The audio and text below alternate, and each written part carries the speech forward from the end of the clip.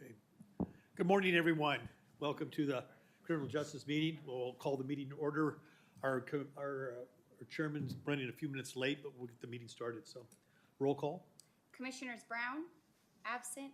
Harris, absent. Herr. Present. McCracken, present. Paris, absent. Vice Chair Little. Present.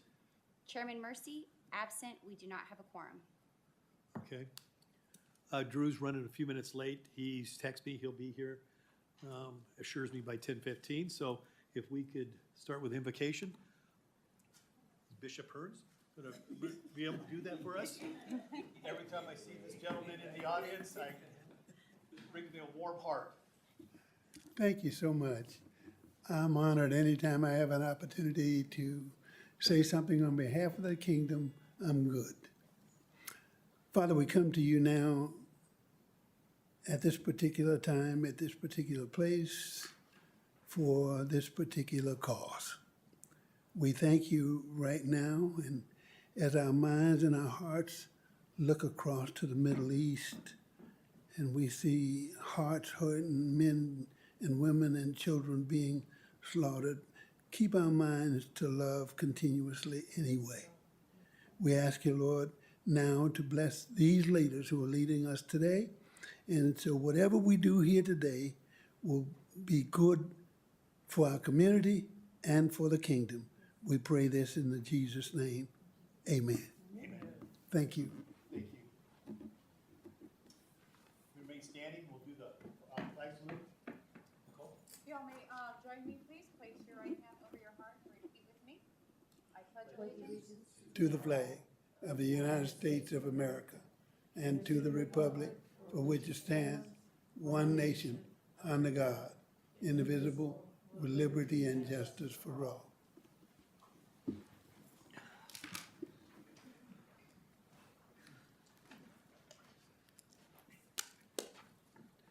We'll get right into it. Deputy Green.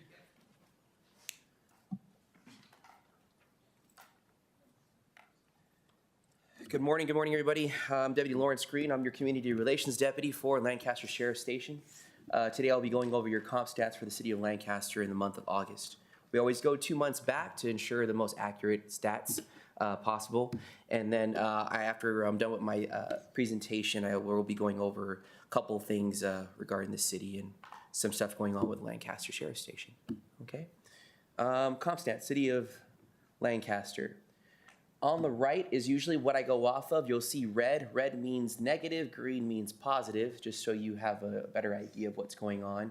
And there's a 5-year change in year-to-date, and there's a 1-year change in year-to-date all the way to the right side, just so you have an idea of what I'll be going over. For homicides, homicides are up 162% for the city of Lancaster. In the unincorporated area, we don't have a number at this time. Your total is about 187% increase year-to-date in change. Forcible rape is up 16%. In the unincorporated area of Lancaster, we don't have an accurate number for the city as of this moment. Overall, your total is 1.72% increase. Robberies are down 11% in the city of Lancaster. Aggravated assaults are down 8%. Burglaries are down 10%. Larceny and thefts are down 12%. Grand theft auto are up 13%. Arson is down 30%. And your total Part 1 crimes are going to be actually down, finally, 4% in total. They were up 5% the previous time we mentioned this. Now, we got a few things going on. If you look at the next slide, this is also year-to-date. September 2021 to August of 2023, you're going to see the previous and current. Current is brown, previous is blue. We're looking in the month of, let's see here, September, October, November, December. So if you look at it, it's going to be the previous year we were up, so we're down overall through the whole bar graph here for over a 12-month period. These are going to be your hot spots for the month of August. Hot spots are part one crimes that are pretty much cover everything from petty theft to aggravated assault, theft as well as the domestic. But your dark spots, you can see are primarily going to be in your district, your business district areas. And those tend to happen with, shoplifting crimes, petty theft, trespassing, things of that nature. You'll see a darker spot over here on, looks like it's going to be 10th and K, which is another business area. Another dark spot will be Lancaster Boulevard and Sierra Highway, right by our station, give or take, right around that area.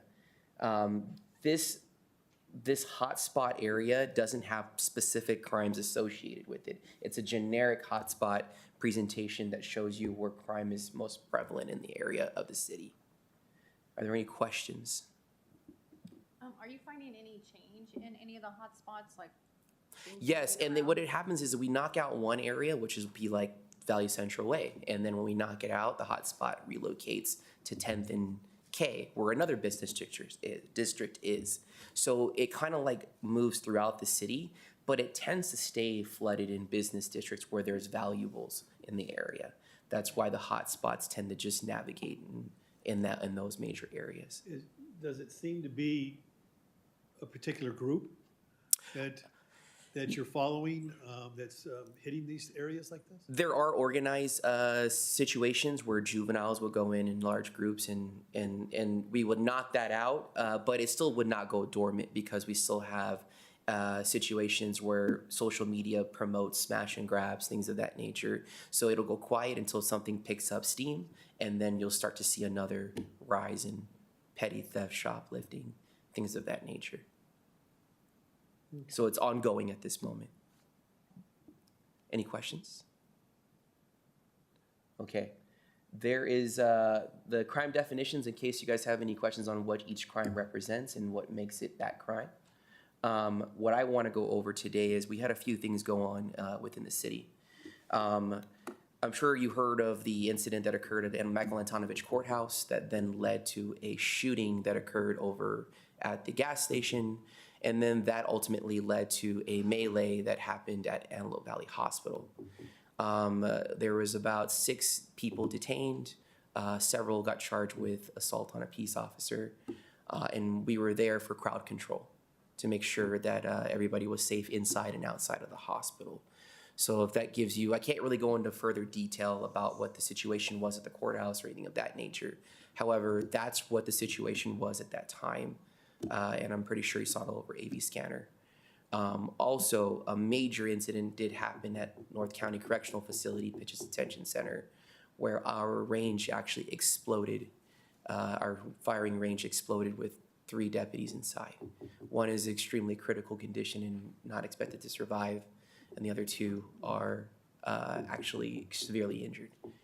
So at this point in time, Lancaster Station has helped out with that as well as Palmdale, as far as assisting for anything that that they may need down there, and that just happened yesterday. It's an unfortunate event.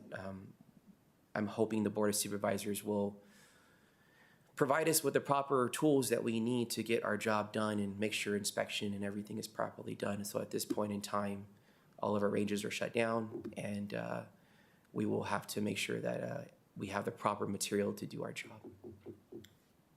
Any questions? Our prayers to those officers, yeah, that's ridiculous. Sad. Can I Commissioner. ask a question? Yes. Can I go back to the hotspot? So you said, and most of the hotspot is business district, right?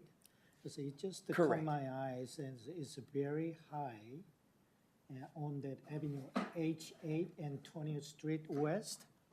That is a residential area. Yes, so that is called the 1121 reporting district. In that area, we do have a high crime rate, but that crime rate is more of loitering, trespassing for housings that are either under Section 8 remodel. We get squatters. So what will happen is when we go into those areas, the Section 8 housing units will shut down that house, board it up, block up the windows, and then I'll get a call from the owners or from the realtor saying, hey, there's somebody inside. and I need you to either get them out, they're damaging the house, whatever the situation is, and that constitutes as a trespassing call, right? Whether it be a letter of agency that's on file saying that anybody that goes into that house, I want them arrested on site because of the habitual trespassing that has occurred. Unfortunately, that area is prevalent to that type of crime. So your hotspot bleed will increase in that area just based off of the straight trespassing or some type of illegal activity going on within that location. So it is something to do with the Section 8 housing? I don't want to say that particularly is the cause of it, but what I have experienced as a deputy sheriff in responding to 1121 RD is a lot of illegal trespassing and people just trying to get those houses back in order for someone to make it livable. But unfortunately, it keeps getting vandalized over and over again, whether that be a domestic violence related situation or a trespassing transient situation. It all constitutes as a stat code that gets generated when the call for service goes in. How many of those calls are you getting that there's people that have broken in or staying? Oh, I'll get at least 5 a day. Yeah. And I'll have it where like they will get keys for cash and they will take the cash, leave, the next day come right back and occupy them. We're and occupy experiencing the house. quite a bit of that, yeah. Yeah. So that is very prevalent. Thank you. A couple of things. I know at a couple of last meetings, we were talking about reaching out to the county for the flock cameras for the unincorporated areas. Yes, and I know still who- have no response from them as of yet. Right now, with that information and the situation that happened with Klinkenbroomer, we had to put a lot of stuff on hold as far as talking to the board of supervisors to see if we can get, some outer flock cameras. A lot of things have been halted, unfortunately, because of these circumstances that have been recently occurring. So I apologize for that, Commissioner McCracken. I will do my best to get you that information. And I know we were also going to try and reach out to someone with the county for, I think at the last meeting we had someone do a presentation about the bags that they were giving out to the homeless. Yes, exactly. We also got a donation. We got a donation from one of our nonprofit organizations, and regarding like I want to say 30 or 40 boxes of food, like that's going to go to Grace Resources, and we're going to distribute that very soon, probably within the next week or two. It was a collaboration between the station and one of my contacts that we reach out to, and they want to make sure that before the food expires, that we get this out into the homeless or to whoever may need it in that regard. But it's a lot of food. So I'll be putting out some type of advertisement with Grace Resources regarding that distribution shortly. Is that, The bags that, I'm sorry, the Go ahead. bags that I was actually talking about were the Yeah. ones that they were providing the needles and then. Oh, yes. Okay, that is, I think that was through, was it Valley Oasis? I can't remember who that was through. There was a kit or something. Who was it? No, it wasn't. It was a presentation that the city of Lancaster's people, cleanup, that came across and the county's going by and Oh, handing out that was the bags. homeless coalition Yeah. that, And we have no connection to that point, and we were hoping to have some type of report back on saying who those organizations are, what are they doing, but they're going to these sites and giving needles and yeah, that's that was Nicole Matthews. She works for Valley Oasis, but she because she does the homeless count and the things of that nature, she can see what they're doing, how they're bringing out those kits and stuff. She was the one that I was going to talk to find out more info on where those bags are coming from and who's distributing them. The reason why she knew, because she was the one going out and interacting with the homeless and saw consistency with these bags. When she asked the homeless about the bags, that's what they told her. So I needed to go into further detail with her to find out where they came from, why they were doing what they were doing, and what was the reasoning behind it. yeah, I think one of the biggest concerns, Yeah, Chief, so actually, and I'm not sure if he was involved in it that much, because it was actually our team that presented that Correct. day. So we reached out to Public Health. We're going to reconnect with them. Ryan's loss did kind of get in the way of that Right, for of everyone, course, including of us. course. So But we're making them aware that we want them to come to council, to come to the commission and present on that. So we'll be back in touch with them Great. here this week and get something scheduled for next month's meeting where we have them come and kind of hopefully explain why this is occurring and why they see it as a benefit, so. Yeah, I apologize, guys. I wish I could have more information for you, but a lot of stuff has been halted. Did I hear the name right? It was Nicole Matthews? Yeah, and then she has another partner. Well, she works with a few people, but Nicole is my direct. She works for the Community Advisory Committee, and which is Because she's on charge on the program, as far as I know, about the. Yeah, some she- research on it. I don't know her position in all of the homeless count and things of that nature, but she does assist in it, and she has a lot of knowledge when it comes to what supplies are given to the homeless, what are not, and she's my She's been go-to doing it pretty for a while. much. Yeah, she's my Yeah, informant. and in this case, we do know it's the Department of Health that are handing these bags out. So that's why we're gonna have them come and present. All right, thank you. Any additional questions? And that'll be it for my presentation. Thank you very much, guys.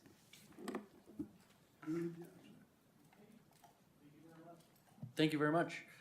Probation.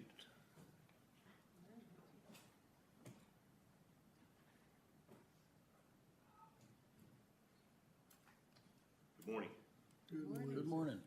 Morning. I'm going to share my time this morning with one of our finest deputies, Ms. Angela Hearns. She's going to share with you a program that we do through our office and through hers. And it's local and it's something that's been going on for some time, and she's better at it. So I won't take as much time so I can allow her a few minutes to share with us something exciting. And I guess she got the wrong message. It's bring your dad to work day, I guess. And so, you know, but, you know, it's okay. I always feel like there's an angel standing behind me when he's around, so it's a good thing.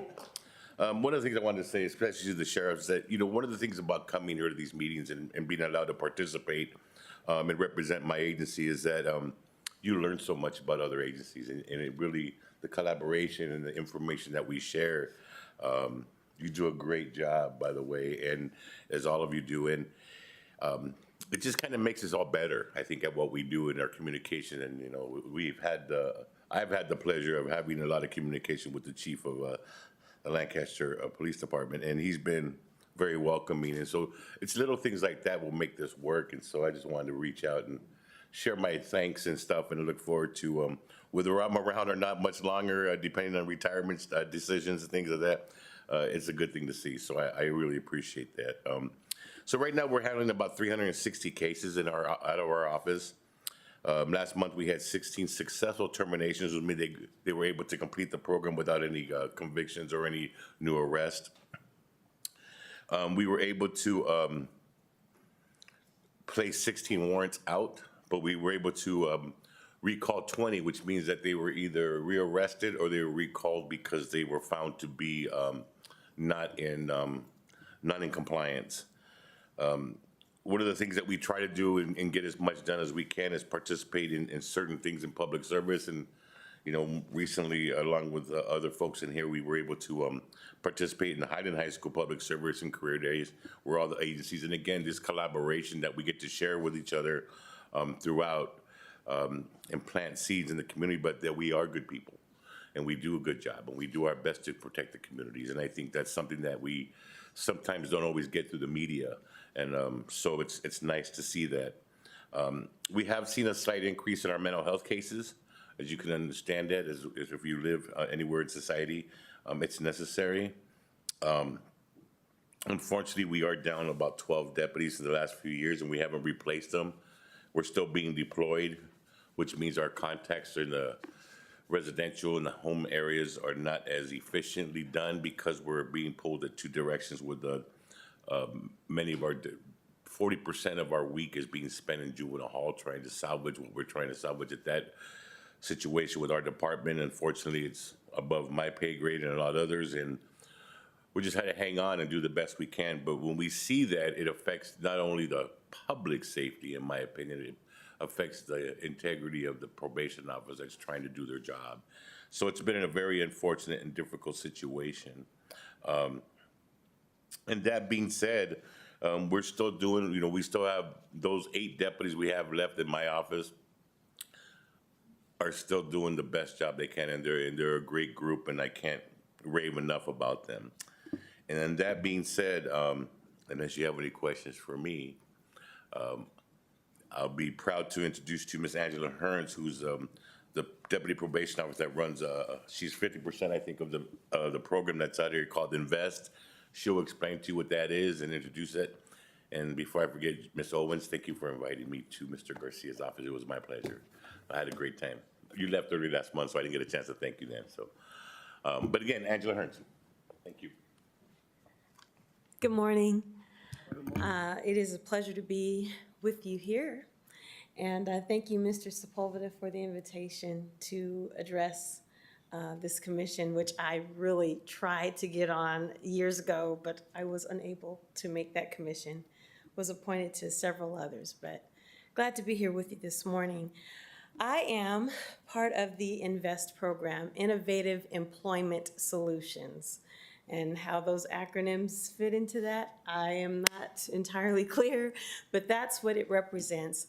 And what it is it is a collaboration between LA County Probation and the America's Job Centers of California. So we have an office here in Lancaster on Avenue I, and I personally work at the one in Palmdale on Q6 and Sierra Highway. And what we do as deputies, there are 2 deputies assigned for each SPA site. So there are 5 AJCCs, and there are 2 of us for each location.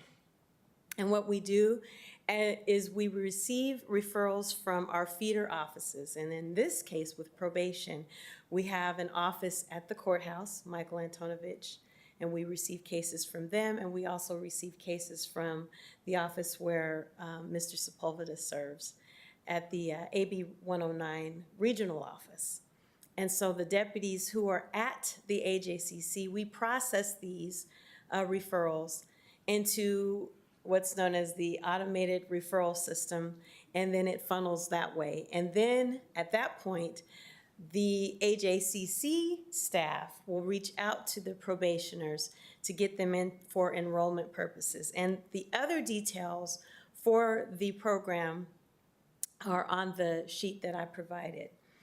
What I'd like to address is a few little stats from 2015. And it says that in that year, recidivism was at the rate of about just over 40%. Now, conversely, that same year, it was 0% recidivism for those who held a job for 6 months or more. Wow. Quite impressive, right? And so also, $5,000 to place and retain an offender on a job versus $31,000 on an average to keep someone in prison for a year. Right? So it's kind of a sticky wicket as I listen to your report, sir, and it makes me scratch my head and go, golly, what's going on here? Because there is that thought to want to lock them up and throw away the key. But is that really solving the problem? So in my best way to see this, recidivism equals crime. But careers or jobs reduce recidivism, which in effect reduces crime. So if we can provide employment, and that's the beauty of INVEST, is we partner and we reach out to local businesses as well as some that are franchises and say, hey, give our folks a chance. And we talk about the bonding that we can ensure that if some of them get hot hands or sticky fingers, we can replace those things and such. But the truth of the matter is, folks, we've got to be a part of the solution. It is gone are the days when it's a governmental thing to solve. we as a community have to be a part of that solution. And so as businesses give our folks a chance to work, and I'm happy to say that Mr. Herr was one of our employers, and one of my personal probationers worked there and did very well while working there. We'll see a change. We'll see a change for the better. And so that's what Invest does. If there are any questions, I'd be happy to answer them. And if I don't have the answer, I can get You it. just mentioned that I want to share my experience. Okay? Yes.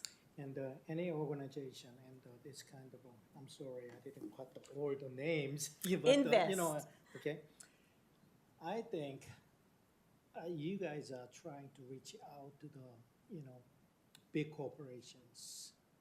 But I believe this kind of, the dealing with the pro or probation, that individuals, we can contact them, we can handle them better. Small businesses are.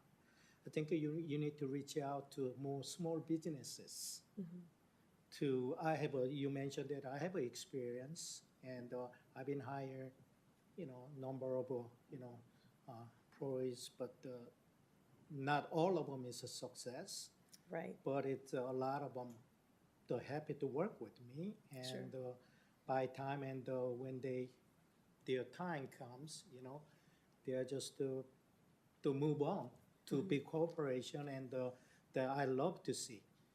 But I think this all the organizations, I don't know how many out there, they are trying to put them into the the big corporation, knock on the big corporation. And I think you should just reach out to more small business owners so we can treat them better, and as a family or as a friends, and we have a more relations, it could connect it together. That's an excellent point, and I will pass that along to our business service representatives. And we're really addressing both. Kinky Shario is part of that. Some of the other bigger, as well as mom and pop organizations, but I will remind them of that. And that's why, as deputies, we do our best to vet each one, because we don't want to let someone get through and they're not ready to commit to employment. They're not ready to answer phone calls and be on time and things of that nature. Because what we don't want to do is jeopardize someone who really wants to do this. And I can honestly say that some of the folks who were on my caseload, I had a young lady who was over 40 who had never held a job, never. And she was so excited to finally be employed, and she got on that job, and then she went from there to working at AVPH and did wonderfully. And so that was the catalyst, that was the fire that was lit, that changed her life. And so it's a beautiful thing if we work it right. And we're going to do our best. And like you said, sir, we win some and we lose some, but we win some. And that's what I like to concentrate on and stay in that part. Sometimes pretty intimidated, Sure. how they look, and do I need to really work with this person? Yeah. Because once you find out, and this person's like a gentle giant, True, Uh-huh. true. And, there's a lot of good people out there, and Made some thanks bad for what you choices. do, And some of them need to be locked up, and that's the truth too. But then there are those who acknowledge the error of their ways, and I think that's key when there is remorse and there is that thing of, man, I messed up, versus, well, I just ain't gonna get caught next time. Those are different, but we need to give the opportunity. And then they will be without excuse versus you're not going to get an opportunity, period. And how would a business, if they wanted to participate with your program, go about doing that? Reach out to us at the Job Centers of California, be it Lancaster or Palmdale. And I can, give a name, and I'm not sure if it's on here. I don't see it on here. But you'd reach out to America's Job Centers of California. Lavinia Hale is our contact person in Palmdale. And we'd be happy to collaborate and work together with and interested businesses. Ms. Hearns, Yes. this is amazing, the work that you do is phenomenal. Thank you. What's the time frame for an individual to come to you to get him to that position? Or is there, I know it depends on that individual. You just made some mention that some of them aren't ready, they don't want to commit. The ones that want to commit, how quick is it before you can find them something? Well, it depends on the discipline of the job. A lot of our cohorts, meaning our collaborations of trainings, are with, let's say, truck driving companies. Some are with plumbing. There's just a myriad of businesses that are involved. So it depends on their training. But in terms of from the moment we receive the referral to the moment they are connected, within a week's time. Oh, okay. Within a week's time. And then depending on when the cohorts are offered, that then depends on how long the wait is. But generally within a week or two. At that point in time, do you find a lot of individuals getting discouraged on trying to sit there and get into that workforce, and yet the calls aren't coming? And I know it's up to you to keep those morales up and going, which is phenomenal and hard work. Yes. To sit there and say, how do you work on that? I mean, Well, you know what? I can only speak for myself, and having a daddy who's a pastor, preacher, yeah. and my mom who was an educator, it's in my blood to be a champion and to be a support for people when they want to do right. And it's just a matter of really just having their back and saying, hey, just hold on there. Hold on. Don't give up. Let's just keep doing our mock interviews. I've done that with them. Make sure your eye contact is correct. Make sure you shake hands or fist bump, whichever they prefer. And just keep them encouraged Yeah. verbally. And then I also encourage them to look at various websites such as snagajob.com. And that particular website, you put your area code in or zip code, and it'll show all the jobs that are available. And just trying to make sure that their time is positively occupied. yes, And that's what I do my best to do. well, phenomenal work. Thank you, sir. If I can just chime in, we do have a lot of success stories with our construction program, right? Yes. I know that we've seen some guys recognized by the County of LA with scrolls and things because of the success through that program, if I'm not mistaken. Yes. So, and the reason I know is because when they come in our office, they're usually coming on their lunch break and they have like a very bright shirt on. That's right.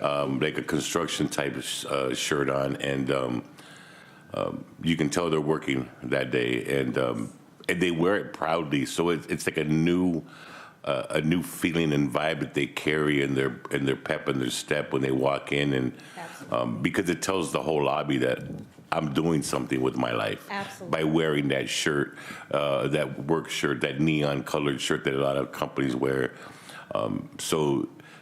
It reminds us that, we do have people that are willing to make that change. And again, Ms. Hearns has been a lifelong person in this community, so it seems like she's a great contact when it comes to stuff like that. And we're always trying to reach out to somebody, because in simple form, we'll do the background check. We'll send you the top 10% people that come to our office that are in that frame of mind, that want to change and have committed to that change, and or 7 or 8 months into their probation program, so they've stabilized themselves and they're ready to go. And sometimes these guys won't get paid hardly at all, if anything, while they're going through the training program, and they just love it.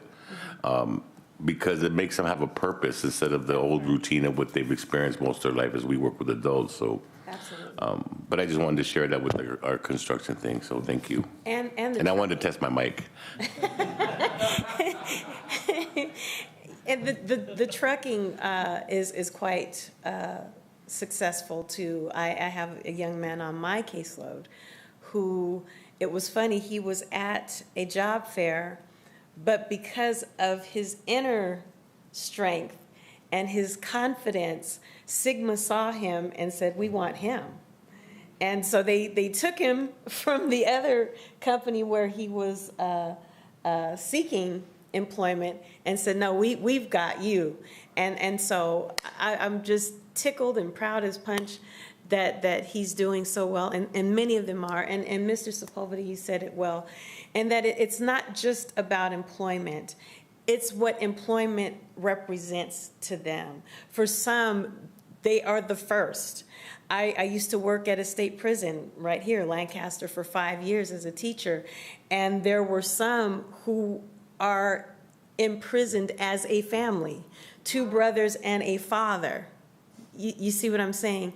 So when we give them the opportunity to actually have honest work, it can change a life and change the trajectory of what they're able to accomplish and do. So we're excited. I got a question really quick for probation. So from what I understand, and this is from what I've seen before, is the decision-making skills of the individual who has committed the crime, right?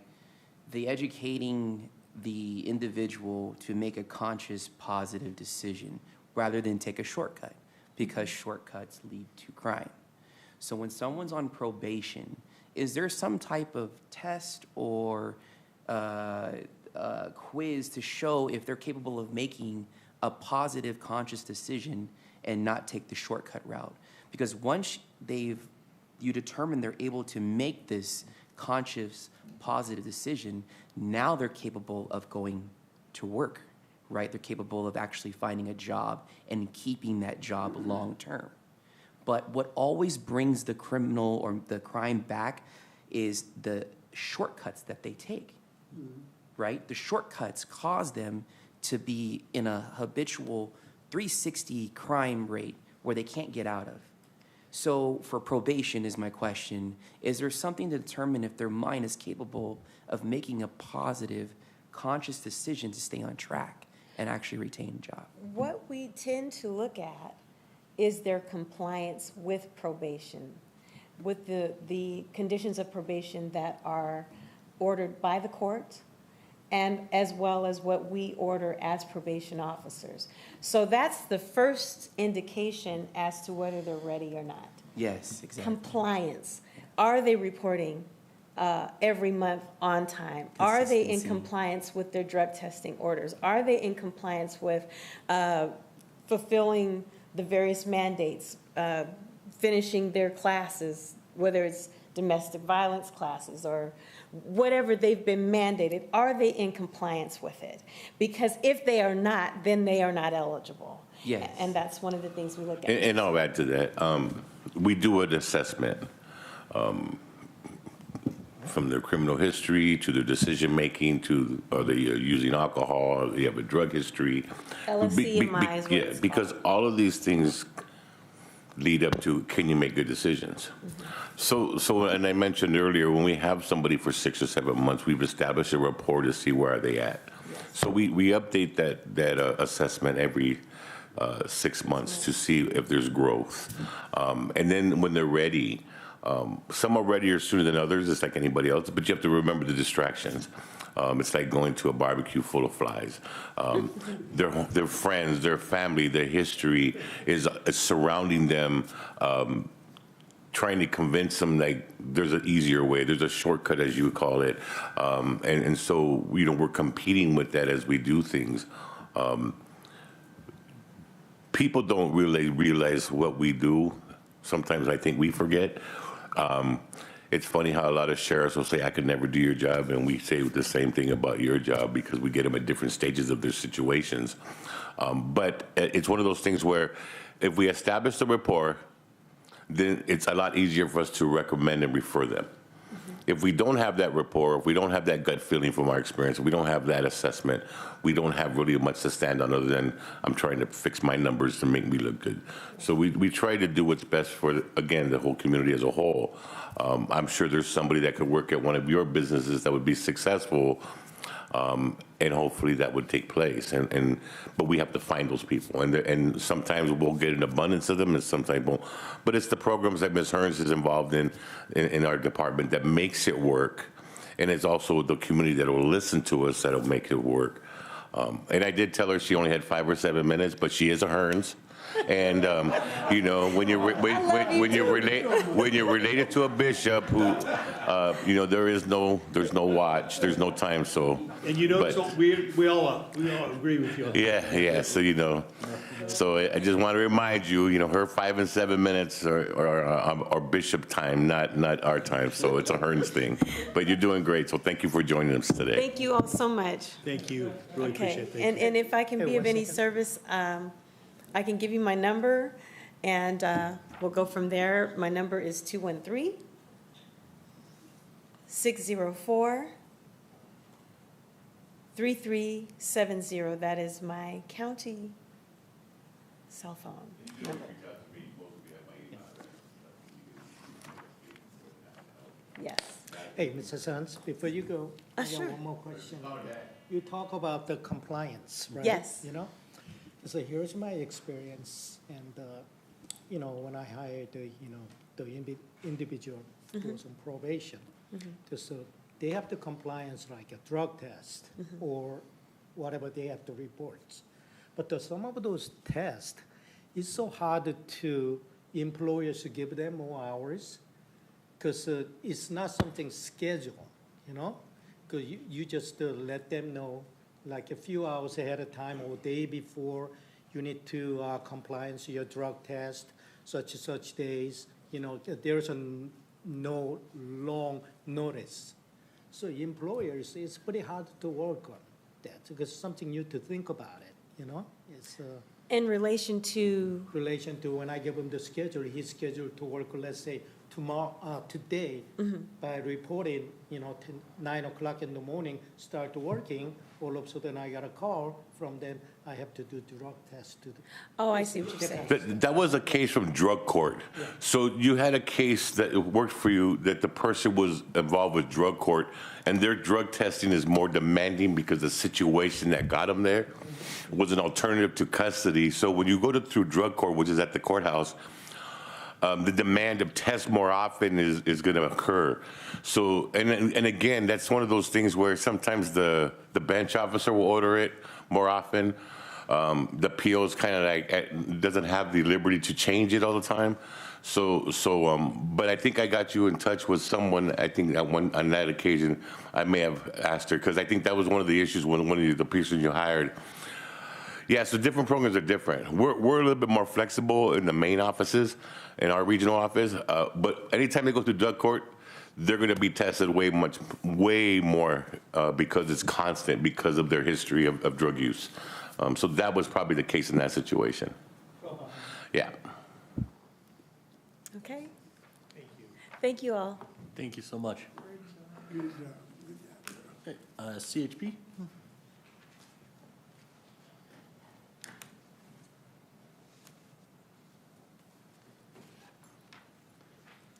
Good morning, everyone.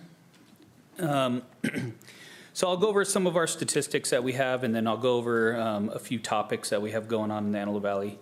So we have, I pulled all the third quarter statistics, so it's July, August, and September. I spoke last time about our focus as an office in the Antelope Valley, that CHP's real goal is to reduce the mileage death rate. That's our main goal, is to try and reduce fatalities as much as we possibly can. And the way we do that is focus on reasons why people crash and how they pass away during those crashes. So focusing on DUI arrests, focusing on speed-related, distracted driving, and unsafe turning movements, and also commercial vehicle enforcement. So by hitting all those are the main primary collision factors for most fatal traffic collisions.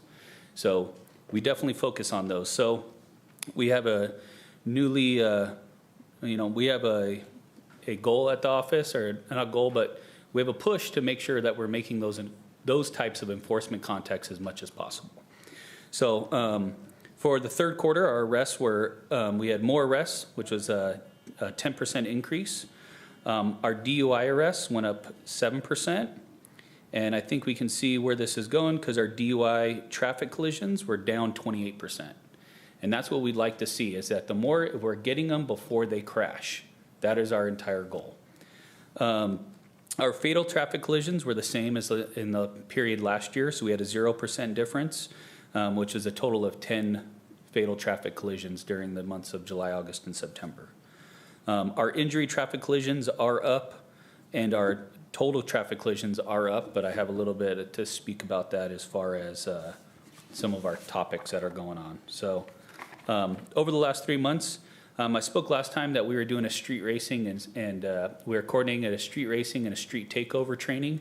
That training did occur a couple weeks ago. We had a couple deputies from the Palmdale station, from the Lancaster station, as well as public safety that were able to attend, as well as CHP from the Antelope Valley and Mojave Newhall offices. From everything I heard about it, it was a success. It was a post-certified training, so hopefully we'll get a little bit more, start seeing a little bit more enforcement regarding the street racing and street takeovers.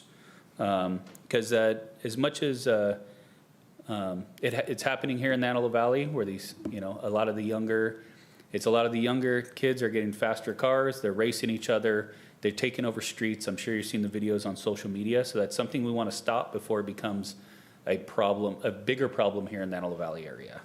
I talked last time about staffing, that we're still short-staffed. We have 2 trainees who are in their last phase of training, hopefully to be by themselves here in the next month or 2.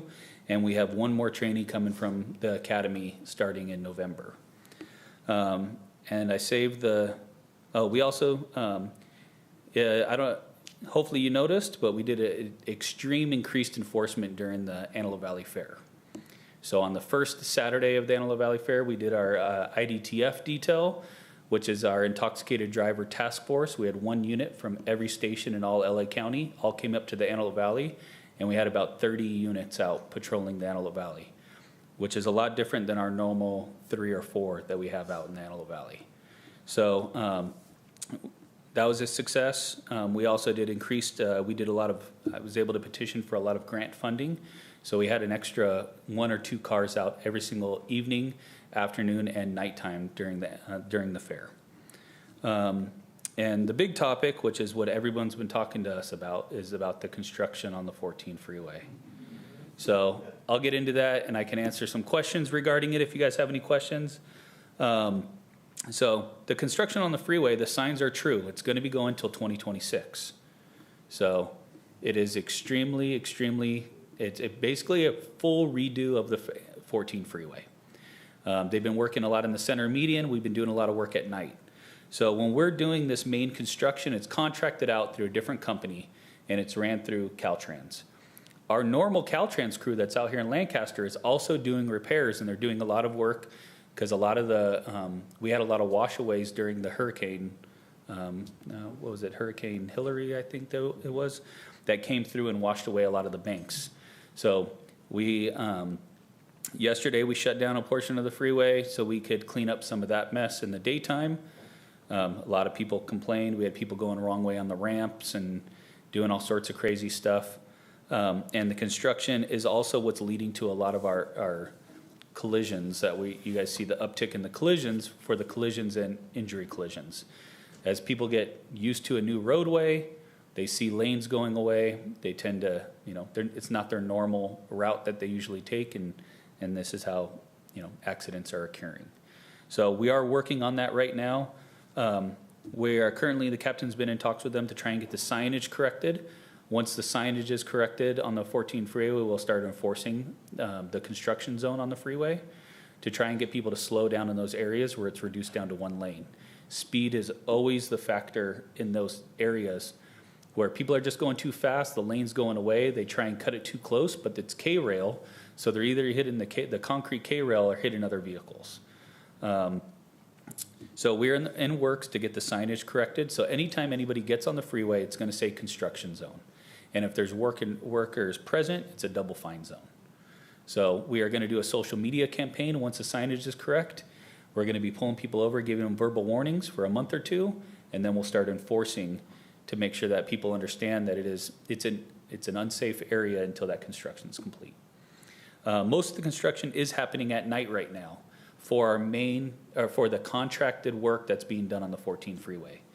It starts at 7 p.m. and it ends about 7 a.m. The southbound does end earlier because of commute traffic. We try and open up the southbound earlier so that people aren't affected trying to go to their jobs in LA. The northbound does closes down later than the southbound, just for commute traffic as well.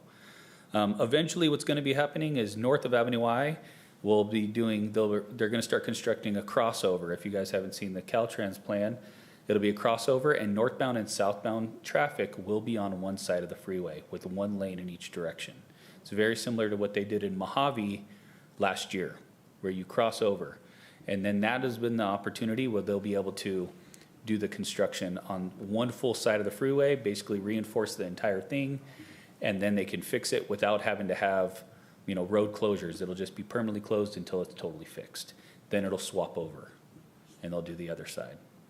So it's going to be a mess. I wanted to address it because this is what we get a lot of calls for. A lot of people are upset about it. We're running a lot of traffic breaks, slowing down traffic so that the construction crew can set up their cone pattern. We try not to do full closures. If we do, please look at our social media. We are posting as much of it, any changes from the normal closures as we can on our social media. But this will be going on for a while. It'll be mostly nighttime until it becomes too cold that the concrete doesn't cure under a certain temperature.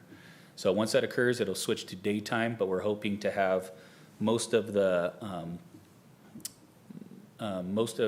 construction being within the center median section, which is why they're putting the K-rails so they can do daytime work without affecting traffic.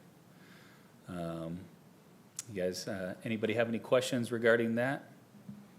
I do. Yes. I'm also wondering, the CHP has any kind of a special strategy, and once it's a snow hits, and the grapevine close, the 14 is normally we take all the overflowed traffic, and it's gonna be chaos over here. Yeah, and Oh, yeah. I mentioned this last time. I've been working up here for 15 years now, so I've had to deal with the snow quite often. And unfortunately, if the 5 freeway closes, more than likely the 58's closed as well. And a lot of people come up to 14 not even realizing that every road is closed and they're not going to be able to get through. And usually I'm the one out there in the middle of the night telling them to find a hotel and that this road, and why are you taking a big rig down Lake Hughes Boulevard right now, or let down Lake Hughes? This is not made for big rigs. And we've been getting a lot better with that, with meetings. We try to post signs at the bottom of Bouquet and San Francisco to make sure they're not coming up through those areas, because once the road's closed, they just put it in their map and they just take a different route. And but yes, that is an issue. We do work with Caltrans and county roads and the cities to make sure that we're blocking off those roads prior to. And one of those main routes is the 138 Avenue D out to they try and get around that way. They take the 14 there. We try to immediately put the CMS signs on the 14 freeway so they're seeing it earlier, so they understand that they're not going to be able to get through. Unfortunately, they just keep on coming, and because we live in an area that's built on a grid, there's we can't put up enough roadblocks to block them from every single route that they take. But we are working, we do work with all the agencies. It is a meeting that we have on a yearly basis. It is in our SOP. It's called the snow plan, and we do follow it to our best of our ability. We also have a different SOP for Mountain High, because that is also one of our areas as well. So dealing with the snow is not uncommon for us. Last year was significant because the 14 freeway got closed. I think that was only the 3rd time since I've been up here that we had to shut down the 14 freeway. That is significant when we have to do that. We worked well with Caltrans. I know Mr. Washington, who's in charge of the Caltrans yard in Lancaster, and we worked as quickly as possible to get that opened up in the same day. But that is definitely our last resort, is shutting down that 14 freeway. But there is a plan in place whenever the Grapevine does shut down.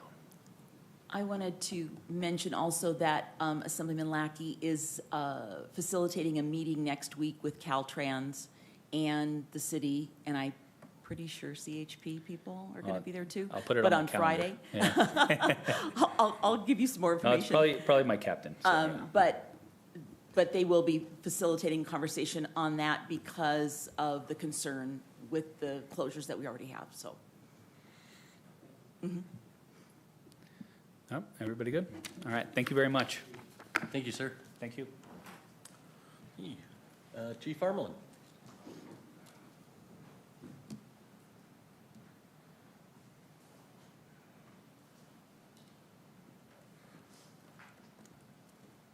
Good morning, everybody.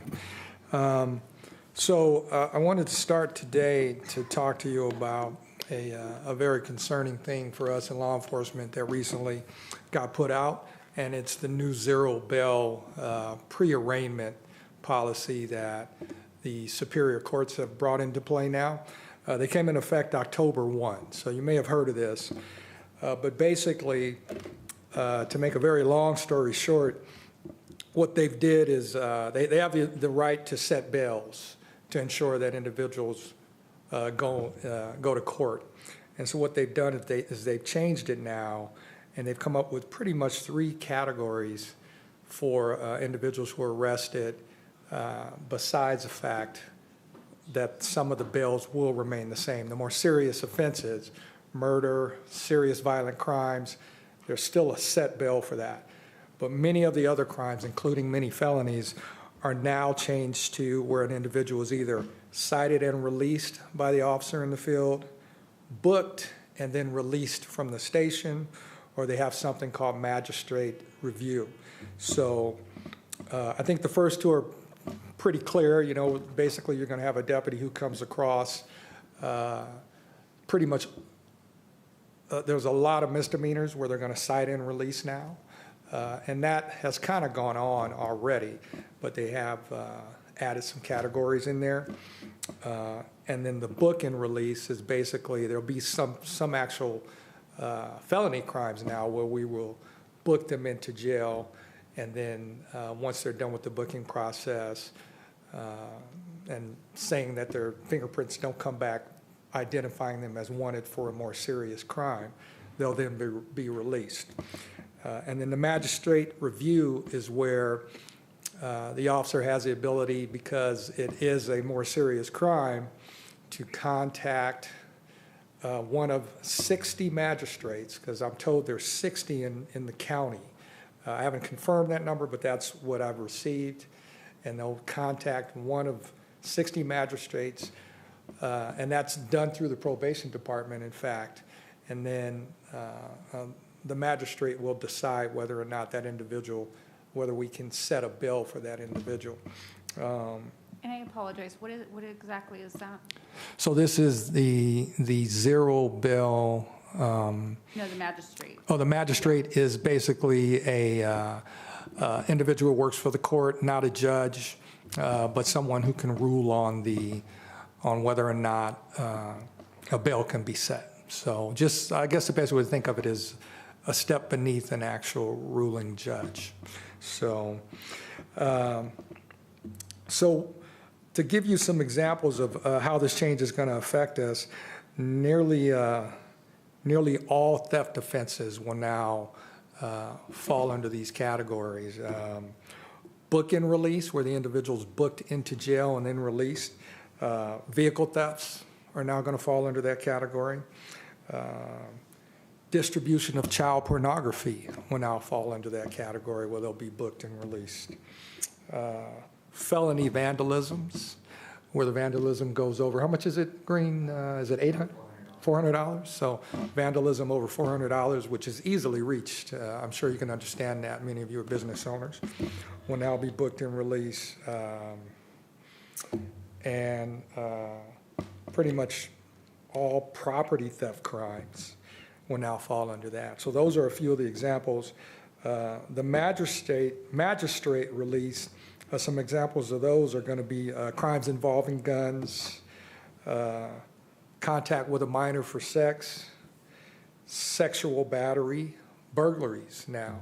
All burglaries will fall under that. And many crimes against children and elders will fall under that. I'm sure you can see where even the magistrate release process is concerning, because now we're talking about thousands of police officers who have to try and reach 60 people to determine whether or not this person is going to be released. So the entire process is extremely concerning. The LA County Chiefs of Police have sent a stern letter out to the courts objecting to this. And I am happy to tell you that last night our council joined, that I know of 16 cities as of last night, but I'm sure this number has probably grown since this morning. We became the 17th city to join in on the legal process objecting to this. And the council approved the city manager to join in with an already designated attorney in bringing a legal action to try and stop this. In the long run, as a 35-year police veteran, it's concerning, and it's another thing that's occurring that's making our jobs tougher. And my personal feeling is, although the courts don't believe this, that it is something that I just personally feel like can convince individuals that, you know, the repercussions are not there like they should be. And I feel it's something that could cause additional action from some of these folks who are now going to get out. I mean, these smash and grabs are a huge concern for us. I feel like this has a way to affect those crimes, which we are already struggling with greatly. So I wanted to make sure you knew about this and understand that our city is standing against it, and we hope that we can bring some change to it. Ralph, Chief, what's the thought process behind this? I mean, I'm trying to understand, I mean, the common sense and the thought process. Our awesome colleagues over there, their heads shaking. I would love to sit there and have them come and say, tell us what's your thought process. What is making this better? What is making it easier for law enforcement and individuals to do their job? What's the point here? I mean, it's almost like you're getting to a point where you're slapping somebody's hand, don't do it again. You know, I'm amazed. It just absolutely irritates me. Deputy Reed. Chairman Little, one thing is I worry for the small businesses. Yeah. They cannot continue to keep getting hit over and over and over. And not only does that affect the person that's trying to make a living, but the city also gets destroyed in the process. So not only are you not going to have any more businesses, small businesses running due to the habitual vandalism and shoplifting with no penalty, you're going to see the city start to decline.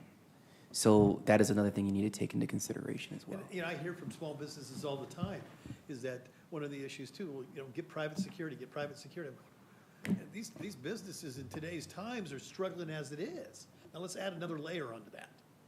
Well, you ask probation how we violate people. It's the same thing. You know, somebody commits a crime, we want to hold them accountable, as we should. And yet, you can send them to 180 days and they're going to do 60 days, maybe. And, if you don't find out that, if you keep touching the stove and one day you just say, it's not hot anymore, well, then they're going to keep touching it. So if I can walk into a merchant or to a small business, if I can go to your restaurant and go have a meal for $30, for whatever, and I can walk out, I can go to 20 different restaurants in a month and do the same exact thing and nothing's going to happen. And that's what we're convincing them. It's for most of us, I think, or a lot of us would agree, it's like the gun rules. They don't apply to criminals, and but they apply to law-abiding citizens, and that's the problem we have. And the law-abiding citizens are affected, and it makes our job tougher.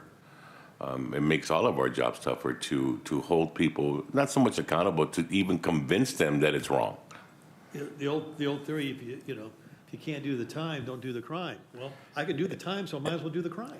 Yeah, so, different generation and different things in society is changing. There's some good of it. Change is not always a negative, but struggles like this it affects everybody. And this is why we have a commission for things of that nature to discuss them. I always come in and look at our city of Lancaster and developing a police force, which is incredible, to step outside the box and do things that are sitting there saying we want to keep our citizens safe in the Antelope Valley. It's huge, but every time we turn around and we have an answer for something, it takes 4 or 5 years to put a program together. And then we have situations like this that just it's almost like counteracting a lot of things that we're trying to do. So, I mean, Rod's only 35 years old since he took this job. Age 35, that's what happened in the year. So, no, it just amazes me, so I do not understand it. Hey, you just mentioned that hire business owner to, hire private security guy, I thought about that. Actually, I'm a small businessman myself. You know how much that one cost? And that's a lot. So here's what I did. I had a license, for 3 years, and on guard, security guard license. Yeah. And I don't know, after I got the license, I want to put myself out there, really with the uniform, with the gun belt. I'm a small guy too, and there is additional liability comes with that. So I stopped. I didn't pursue that route. It's just a hard decision.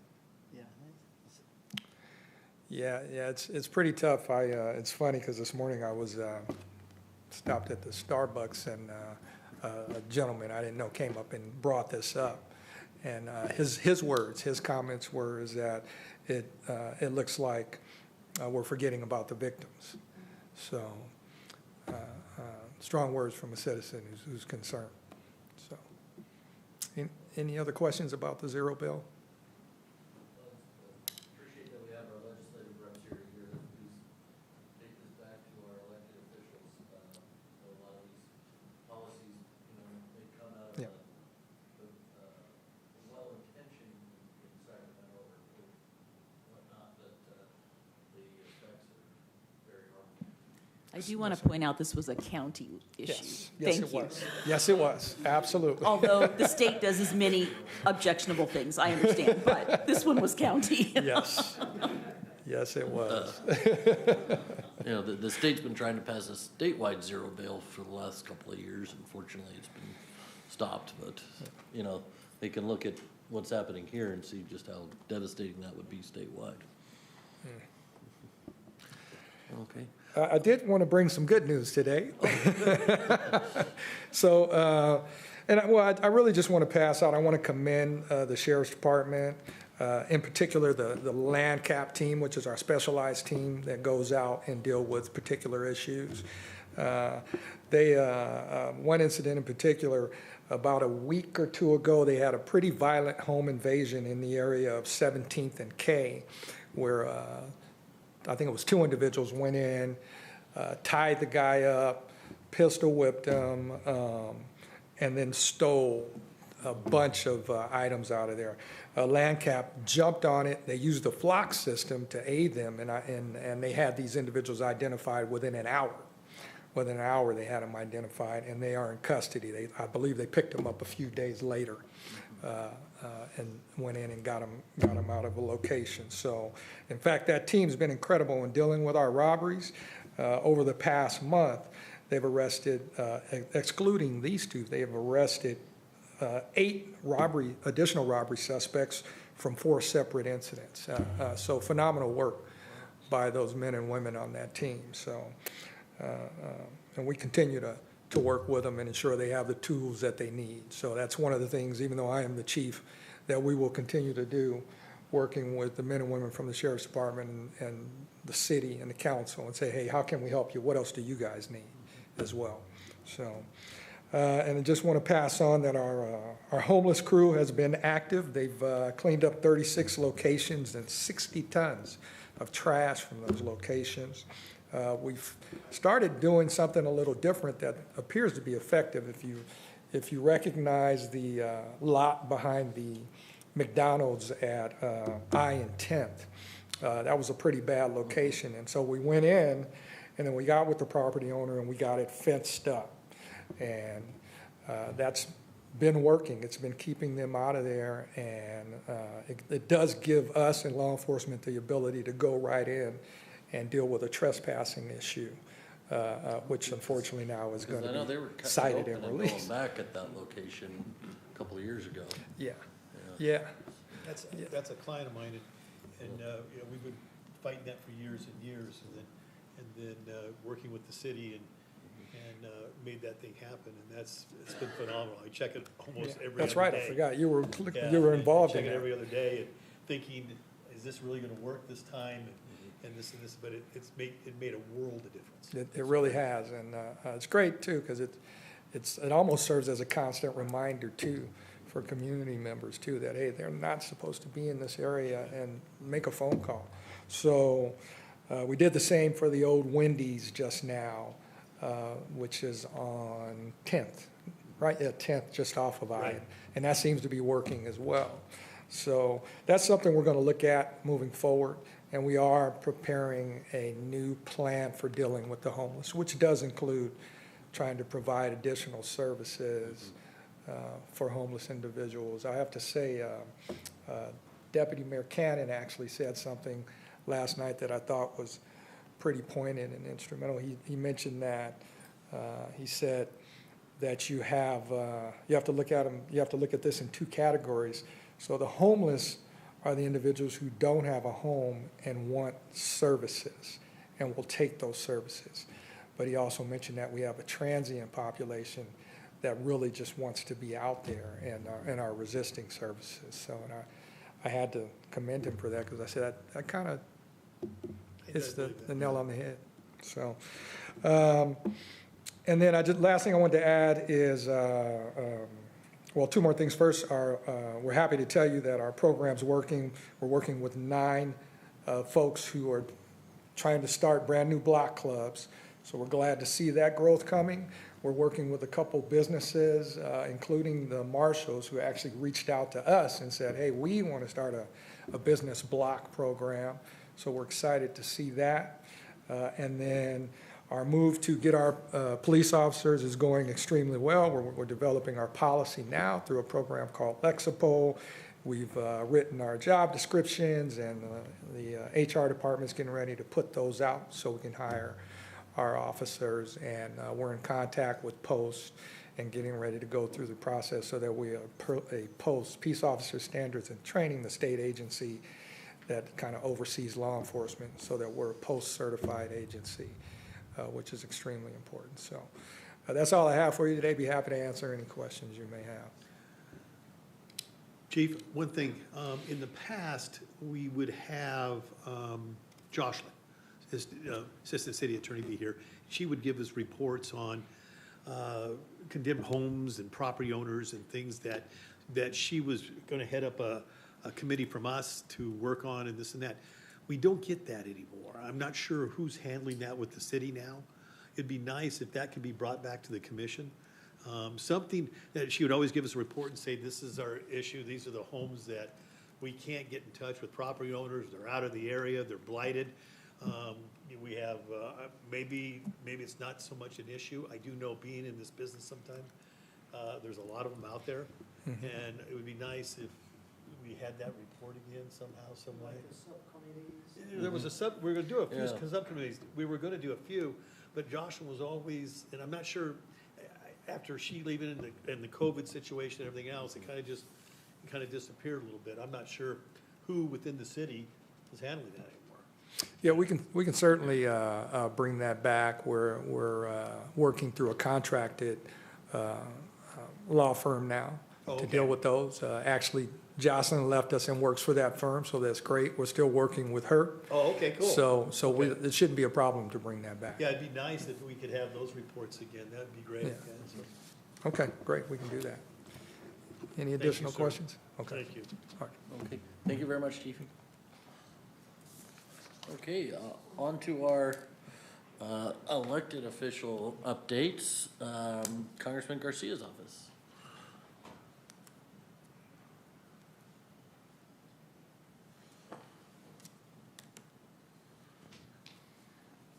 Good morning, Commission, Chairman. Greetings from Congressman Garcia. And in case you haven't heard, probably the biggest news I come to bring is we have a speaker. Steve Scalise has been voted in as Speaker of the House. So that's a pretty big deal if you've been following the news lately. There was no overtaking, there was no coup. It was done in a very democratic way, which we love to hear. So as I apologize, I missed I had to leave early last month, and I wanted to just highlight that the congressman in his August recess was in the district, and in that time, he was able to meet with Chief. Chief wasn't quite a chief yet, he was a chief in the making, and we had a great meeting. He got to visit both the Lancaster and Palmdale Sheriff Stations, and was able to take some time out, meet all the deputies, shake hands, and give out a congressional coin, which also doubles as a can opener, because, you know, that's what every congressional coin should be, is a can opener on the side. But we got a lot of chuckles out of that. But the goal was really just to say thank you to those who serve our community so bravely and selflessly. And then we also got to meet with Mr. Sepulveda, which was an absolute joy. And, you know, as we hear these reports and some of the legislation that comes through our county and our state, it can be disheartening. But I look over here to the right, and we've got a group of superheroes over here. Mr. Sepulveda, the fact that you want to go to work every day and do what you do, and to be hopeful. We'll make sure he didn't have them that day, but we'll make sure you get that, sir. And Chief, I think, again, on behalf of Congressman Garcia, just thank you that you'd want to get back in the uniform, and to do what you're doing for the city is remarkable, and to create something that's not been seen before is commendable. And Deputy Green, you are by far one of my favorites. And I love, again, I know you and I have spoken, I just appreciate all you do, and I hope you convey that to your colleagues back at the station. But that was really important for the congressman to do that. In light of what was happening with the budget talks and the speaker issue, he was extending his stay, and we were concerned. He wanted to make every effort to get back for the funeral for Deputy Ryan. And as it worked out, he was able to fly back the night before, and he was able to be at the funeral and met with the family, and was able to extend his condolences and his support, which is unwavering. As you may know from my previous conversation, he's put forward it's called the Sergeant Steve Owen Defending the Defenders Act. And before the heinous murder of Deputy Ryan, it was presented. It's actually a bicameral act with Senator Tom Cotton out of Arkansas, and we were very, very hopeful that with that bipartisan support and bicameral support, it was going to move forward. It did not make forward movement, but after Deputy Ryan's death, he was going to really push hard to be able to put that forward to a vote. He felt that there was a really strong support for that. At this point, now that we have a speaker, we've got until November 17th to get a budget, so hopefully we'll be able to get that. That's a priority for him. And what that does, if I haven't mentioned before, is that would create a law that it would be a federal crime in the killing of a police officer or a peace officer. So we would be able to bypass some of the really milquetoast legislation that's coming out of our county from our district attorney, and would be able to bring it to the federal level and be charged on the federal level. So hopefully put some teeth into that and to get people to think twice about doing some really heinous things to our peace officers. Would the death penalty be available as a punishment under federal law for that? You know what, I think that's in the writing of the act. I don't know, again, as it kind of goes through the sausage-making machine, I don't know what's going to come out the other side, but everything I'm hearing back, there's a very strong support for it, which is good. So I think it might go through with that in mind. And unfortunately, because of what's happened in our community recently, I think it's fresh in the minds of everybody, and we can have a larger platform. And I hate to say it that way, but that's unfortunately the consequences of what's happening, and we have that in front of us to show that in the House. So he was appointed to a bicameral committee to help with the budget talks. So again, once we get those up and moving, he's been able to be selected for that committee to hopefully be able to bring forward a bill that's going to be something that's beneficial, that helps the American people. And one of the things he's very, very strong about in the budget is he's wanting to include in the budget the pay raise for our lowest ranking servicemen and women. Right now, they're below the poverty level. And in that bill, he would be able to raise their base salary to about $32,000. Again, he's got a lot of good bipartisan support on that. The president at the time said he wouldn't support it. Again, that was before our recent antics of what's been going on. So now that we have a speaker again, there's going to be a lot of movement, and I'll be able to report next month, I think, where things are at with that. And then lastly, I just want to mention that this Friday, the congressman will be hosting what's called a community project funding workshop. Back in the day, they were called earmarks. This is an opportunity for a lot of nonprofits to get funding.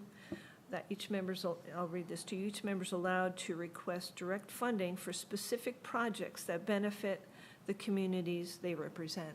So an example of this would be last year he was able to get funding for the City of Hope van, which is going to be a mobile van that will go out into the rural communities for testing, for cancer screening, and so on and so forth, to some of the communities that can't come into town. And we'll be having a ribbon cutting and a launching for that probably in the next month or so.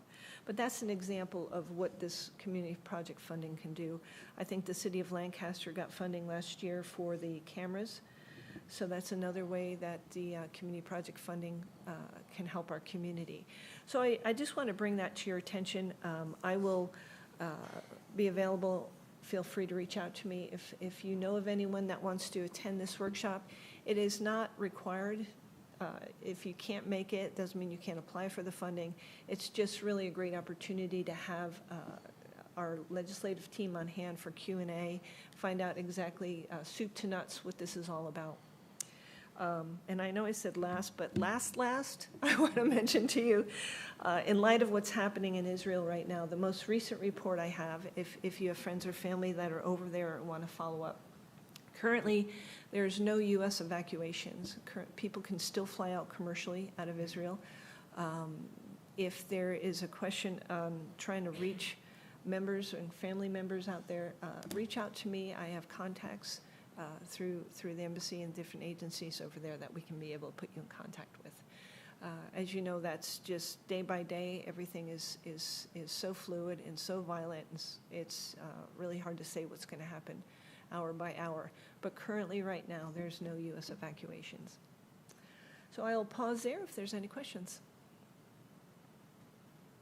All right. Thank you, guys. Appreciate all you do. Thank you very much. Senator Wilkes' office.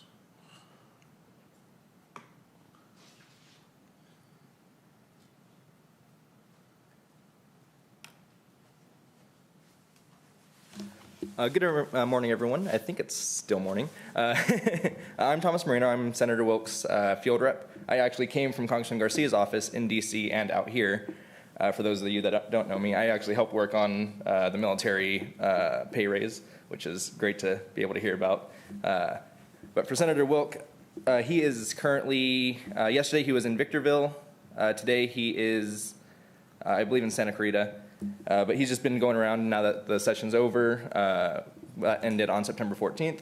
October 14th is when the governor has to veto or sign all of the bills that are on his desk, which in the last 2 weeks I think were 900. So, but just a quick update on his 3 big bills for this legislative package that he's been working on. The first one is the beauty salons bill, which allows beauty salons to serve any one alcoholic beverage to patrons.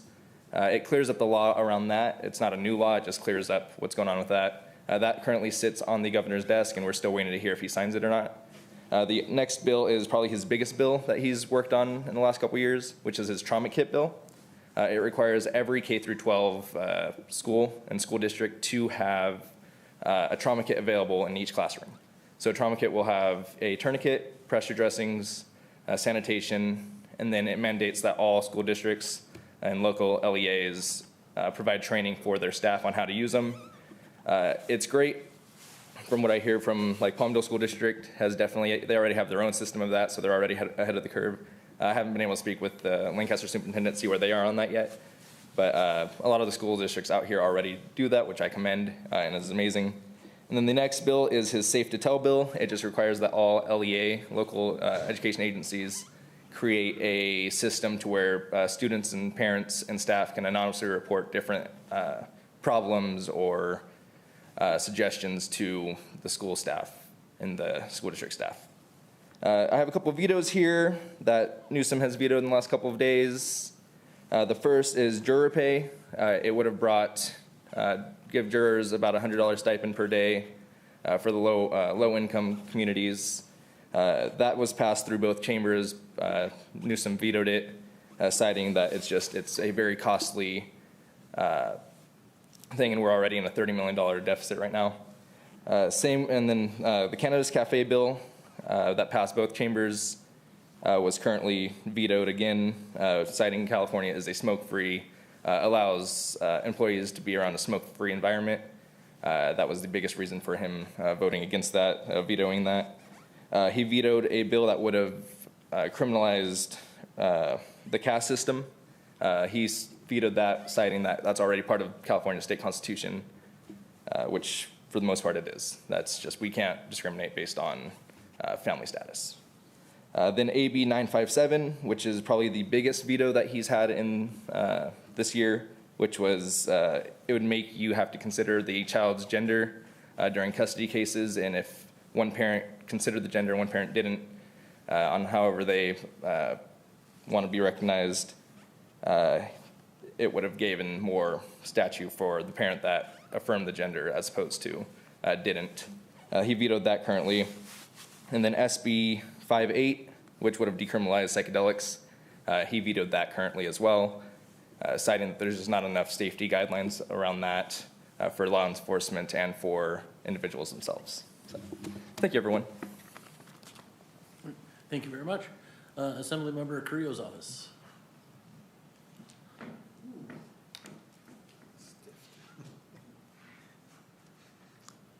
Good morning, Chairman. Vice Chairman Little, I'm not sure if we've met, but I want to say good morning to you. And Commissioner McCracken, good morning to you. And Commissioner Hurd, good morning to you.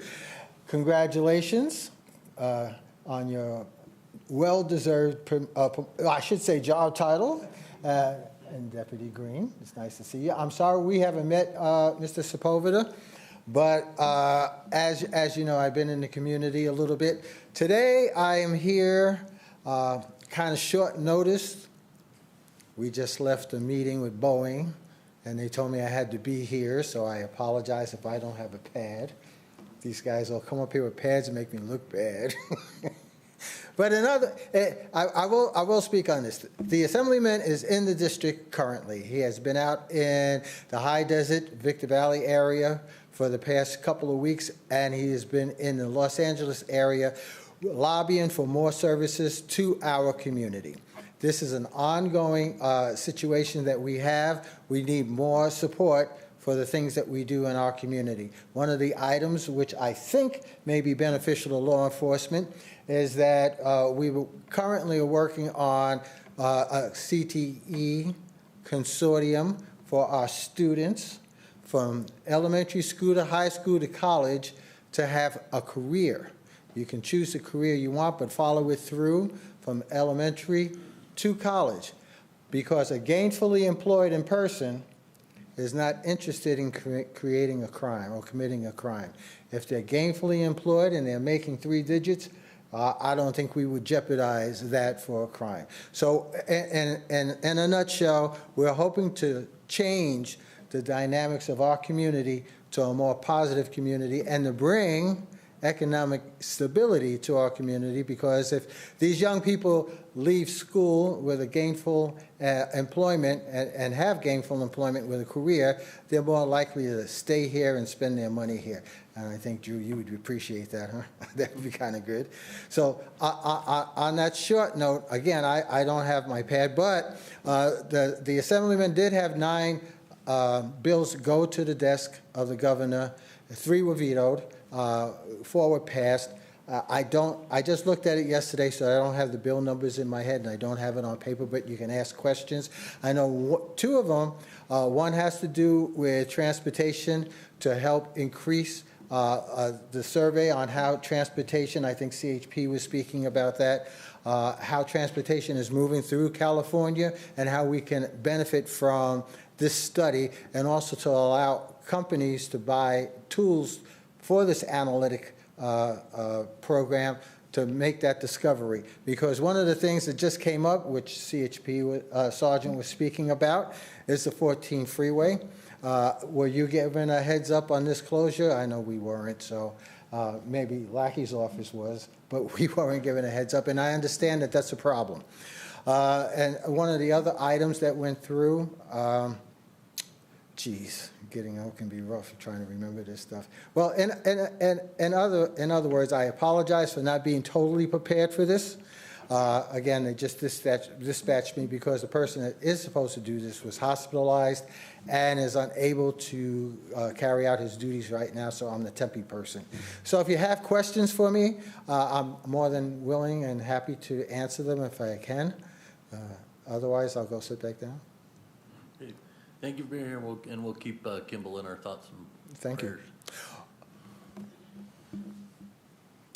Assemblymember Lackey's office.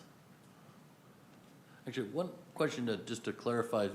You said Caltrans didn't notify your offices about the closures? Well, I did notify ours, for sure.